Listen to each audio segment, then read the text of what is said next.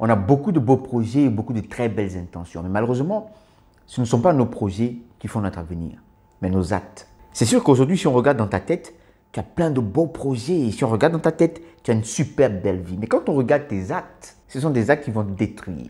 Mais t'inquiète pas, aujourd'hui, je suis là pour aller dans le même sens que toi. Et je vais te donner 7 éléments pour t'aider à mieux détruire ta vie. Et je suis sûr que tu es déjà en train de faire plus de la moitié de ces 7 éléments que je vais te donner aujourd'hui. Tu es prêt? On y va.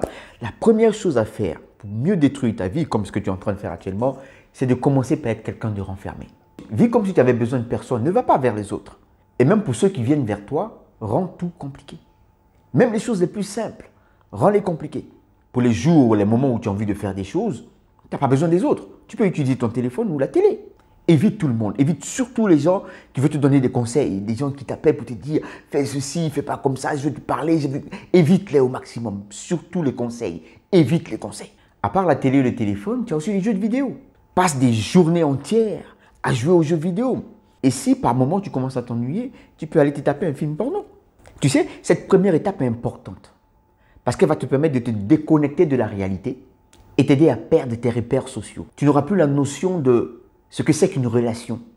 Ni une relation amoureuse, ni une relation amicale.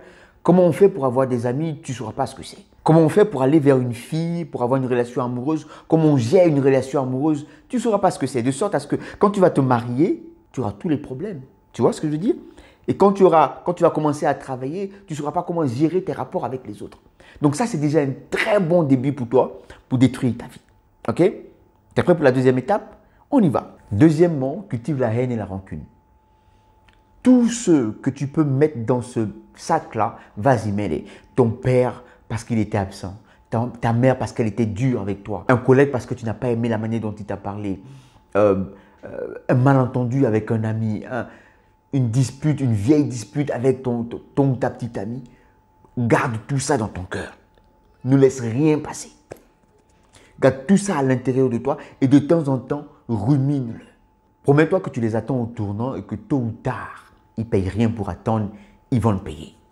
Surtout ceux qui t'ont pas aidé quand tu avais besoin d'eux. Même encore, ceux qui voient ta situation, qui voient comment tu souffres, mais qui ne te viennent pas en aide. Comme s'ils étaient obligés de t'aider ou comme s'ils vivaient pour toi. Mais pas grave. Garde quand même de la rancune envers eux. Prie pour devenir quelqu'un dans la vie afin de te venger de tout ce qu'ils n'ont pas fait pour toi.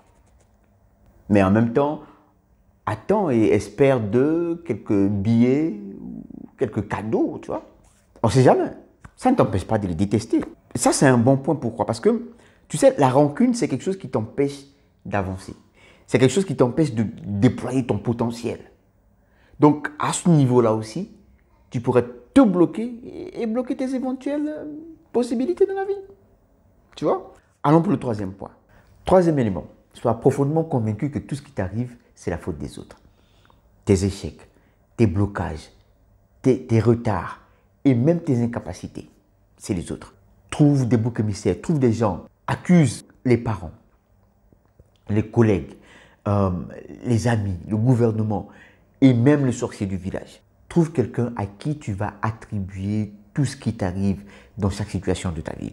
Sois convaincu que les autres sont jaloux de toi, qu'ils ne t'aiment pas, qu'ils t'envient pour ce petit truc que tu as, qu'eux, ils n'ont pas. Mais aussi, n'arrête pas de te plaindre. N'essaie pas de trouver des solutions aux problèmes qui s'opposent à toi, mais remets tout en cause, sans jamais faire de propositions. Tu sais, ça c'est important, parce que ça va convaincre ton subconscient que tu es mieux que les autres, que tu sais ce que tu fais, et seulement ça, ça va t'aider à te maintenir dans l'inaction. Quatrièmement, associe l'argent au mal. Pense que tous ceux qui ont réussi ont forcément fait le mal. Critique ceux qui ont réussi et sois convaincu que s'ils ont réussi, c'est forcément parce qu'ils ont fait des pratiques occultes, ils ont fait du mal à quelqu'un, ils ont volé, ils ont absolument pour réussir fait quelque chose de mauvais, sinon ils n'auraient pas réussi. Mets-toi ça dans la tête. Évite tes amis qui ont réussi parce que de toute façon, ils seront gonflés, ils vont essayer de t'humilier. N'essaie pas de te lier d'amitié avec les gens qui sont riches. N'essaie pas de les avoir comme mentor ou comme guide. Ça, c'est important. Pourquoi? Parce que ça va t'aider à perdre du temps. Au lieu de prendre l'exemple de ceux qui ont réussi, au lieu de prendre les enseignements de ceux qui ont réussi, non, toi, tu vas essayer de recréer la roue et ça va te faire perdre beaucoup de temps pour réussir dans la vie. N'oublie pas, l'argent, c'est la source de tous les maux. Cinquièmement, recherche toujours la satisfaction instantanée et fuis comme tu peux la satisfaction différée. Autrement dit, recherche le plaisir sans effort. la drogue, l'alcool, le sexe, les excitants, les sorties. Recherche que ces choses-là. Éloigne-toi des activités qui ont un objectif à long terme, qui sont difficiles et qui vont construire progressivement ta vie. Des activités comme le sport, la lecture, la spiritualité, le fait d'avoir des projets d'avenir et tout ça, éloigne-toi de ces choses-là. Sixièmement, passe ton temps à dire du mal des autres. Sois celui qui parle dans le dos de tout le monde, celui qui connaît la vie de tout le monde, celui qui connaît les détails de la vie des autres et qui trouve toujours quelque chose de mal à dire sur les autres, même si sa vie n'est pas mieux. Ça va aider dans ton entourage à te donner une réputation de menteur frustré et c'est très efficace pour que personne n'ait confiance en toi. Et enfin, le septième point qui est aussi très important, pense que tu es trop vieux pour reprendre ta vie en main. Trop vieux pour avoir des projets, trop vieux pour repartir à zéro, trop vieux pour apprendre de nouvelles compétences, trop vieux, il est trop tard. Plus rien n'est possible et même si tu essaies, les gens vont se moquer de toi. En faisant toutes ces choses, tu vas construire petit à petit autour de toi un mur qui va te mettre dans un profond sommeil duquel tu vas te réveiller seulement quand il sera trop tard. Ces 7 étapes que je viens de te donner peuvent te mener à une chose précise. Mais le contraire, ou le fait de les éviter, peut te mener à autre chose. Qui sait? Une chose est sûre, tout dépend de toi. Comme le dit Ralph Emerson, la seule personne que tu es destiné à devenir est la personne que tu décides de devenir. On est ensemble.